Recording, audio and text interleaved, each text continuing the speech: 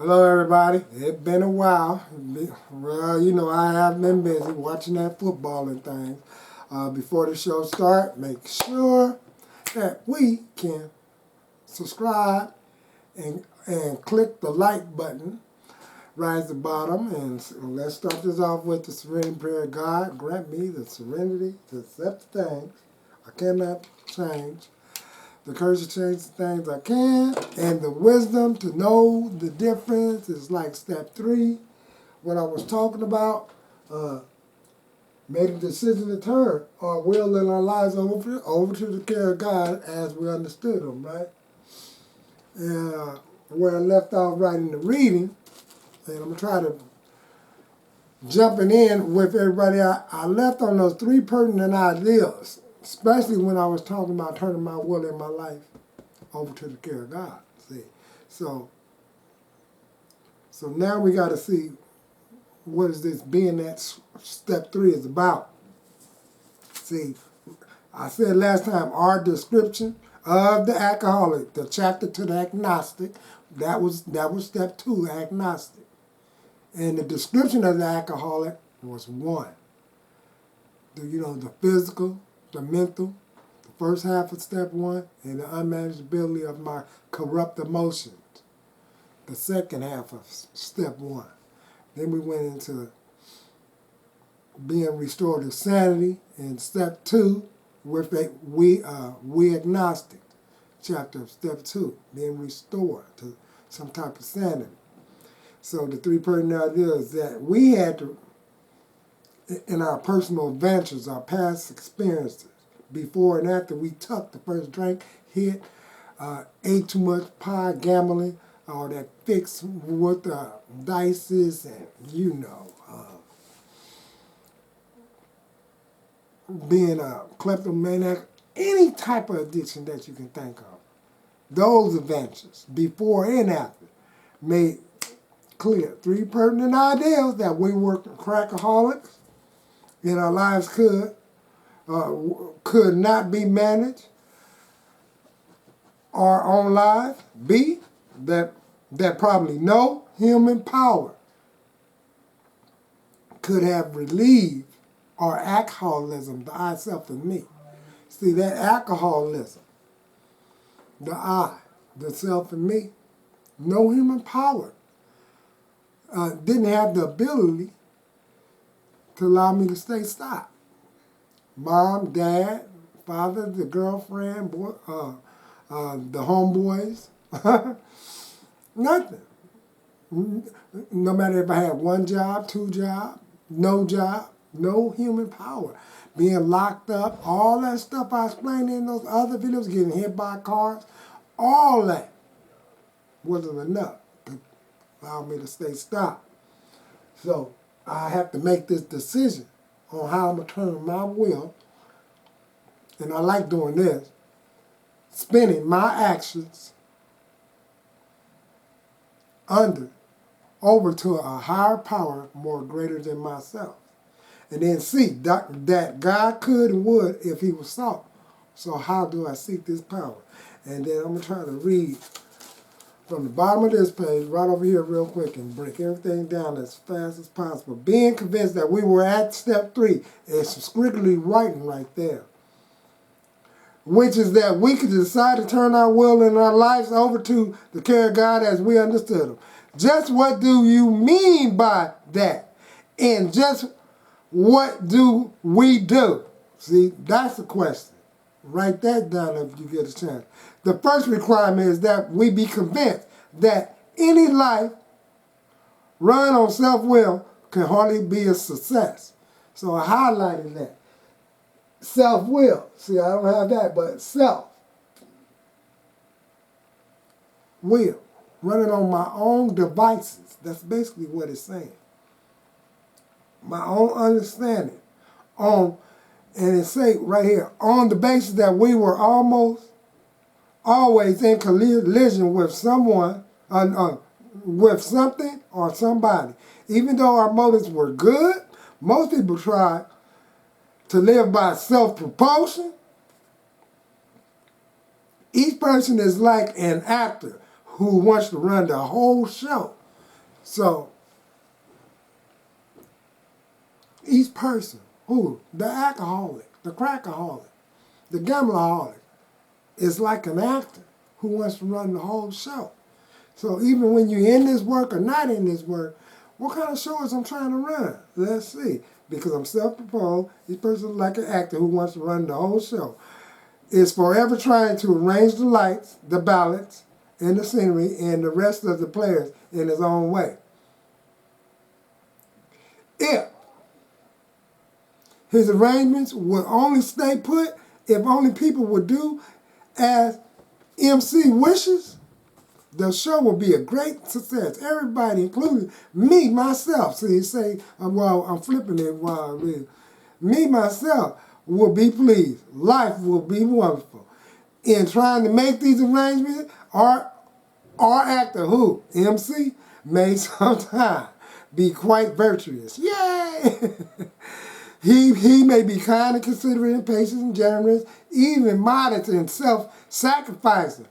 Or on the other hand, he may be mean, egotistical, selfish, and dishonest. But as with most humans, that's why I like to say this is like universal recovery. With most humans, he is more likely to have various traits. See? And then, that's how I was running my life. Before I took that first drink or the hit, and after. I always have to, like, if only life can just stay put. If only my boss don't give me too much work. If I can take my breaks and I don't have to hear nothing about coming back late. Life will be real good. If my parents or my teacher will let me have another chance. Let me prove myself. And then these are the type of things that will jump off right in my past experience, and then as an individual that is living on in the lane of sobriety, I finally see that I can use certain tools and tactics and learn patience. But still, that self-centeredness and those things don't flee away, but everything does get better. And what usually happens is that the show doesn't come off very well. Let me knock down. He begins to think life doesn't treat him right. He decides to exert himself more. He becomes, on the next occasion, still more demanding and gracious, as the case may be. Still, the place does not suit him. Admitting he may be somewhat at fault. He is sure that other people are more to blame. He becomes angry and distant, self-pitying. What is the basic trouble? Is it not that? Is he not really a self-seeker? Even when he's trying to be kind? Is he more victim of delusion that he can risk satisfaction and happiness out of his world if only he managed well? Is it not evident to all the rest of the players that these are the things he wants, and do not his actions make each of them wish to retaliate, snatching all they can and get out of the show? Is he not even in his best moments a producer of confusion rather than harmony?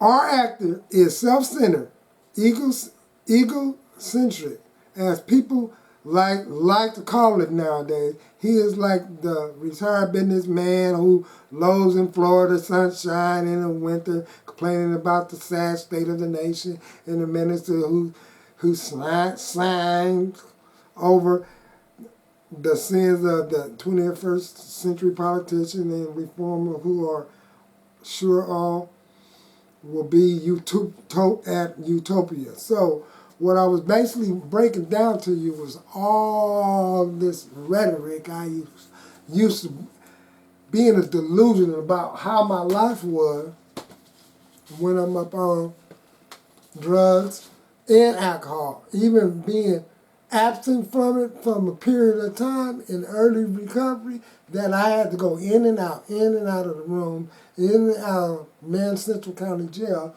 and stuff to realize that I was basically a producer of confusion within myself. So this producer of confusion, I had all these corrupt ideas of basically how everyone else wasn't acting godlike. My self-centeredness had me believing, and then it always ran me into self-pity for oneself, selfish, devoted to or caring only for oneself. See, these definitions. And self-centered, centered in oneself or itself. So all of that will rampage throughout my life over and over again, bumping my head. Talking about, boy, if I only finish this vocational training, I'll show everybody. Do you know, when I get that diploma, just wait, everybody is going to get a load of MC, boy. So this imaginary vision will be in my head. And then I take little upon action. And when I come out of it, I'm so egocentric. But I'm up here thinking I'm people-pleasing and things of that nature. I'm treating people how you want to be treated, and that don't even come out right. So I'm a producer of confusion. This is what I've learned. So it was essential that I'm glad on the fourth trip that I did get a sponsor, so I can comprehend on not only my mental effects, but my physical actions as when I go through this work. Because on the spiritual side of Circle Triangle, I was being of service to self. Being of service to self, meaning whatever I do, I am looking for something in return. And if I don't get the return back like the way that I think I should get it, centeredly believe I should get it, the unmanageability in me start being corrupted. So, in other words, wholeheartedly, my show didn't go off well. And that's what I learned right here. So then that takes you to page 62. And I'm going to start where it says selfishness, self-centeredness, that we think is the root of our trouble, driven by 100 forms of fear, self-delusion, self-seeking, and self-pity. We step on the toes of our fellows and they retaliate. Sometimes they hurt us seemingly without provocation. But we invariably find that at some time in the past, we have made a decision based on self, which later placed MC in a position to be hurt. And that's what I just got finished explaining to you. So, and until then, so it placed me in a position to be hurt. And what it says after that is that, so our troubles, we think, are basically of our own making. They arise out of ourselves. And the alcoholic, crackaholic, gambleraholic, overeateraholic, shopaholic, they arise out of ourselves. And the alcoholic is the extreme example of self-will running riot. Now, we're seeing riots and stuff. Join like the George Floyd, that kind of stuff. That's how I am when I'm running on self. the I, self, and me, the alcoholism. When I don't have a sponsor, I'm just sitting around in the room to recover. When something then upsetting me, upsetting me, and I'm just carrying it, a riot within self. So it was real healthy. Though he usually don't think so. Above everything, the alcoholic must be rid of selfishness. We must, or it will kill us. And I was killing myself within, without even knowing, without provocation. I was writing my self-centeredness, I'm saying you did that on purpose to embarrass me. But I placed myself in a position to be hurt. Do you know, I feel like someone that hurt my feelings are clowning. Today's society, a lot of people can't even handle going through this type of spiritual work. Looking within, looking at the trappings of your past, did I sit myself in positions to where I always got hurt? And if so, it is based on self-centeredness and thinking of only of oneself or itself or that situation. So with that, I'm not going to drag this that long, and we're going to, and I'm going to come back to our troubles, we think, is basically of our own making, and break that down to y'all right in another show. Until then, keep coming back. Go to the meeting, go to church when you don't want to go, or go somewhere and speak to somebody about something positive, and keep coming back.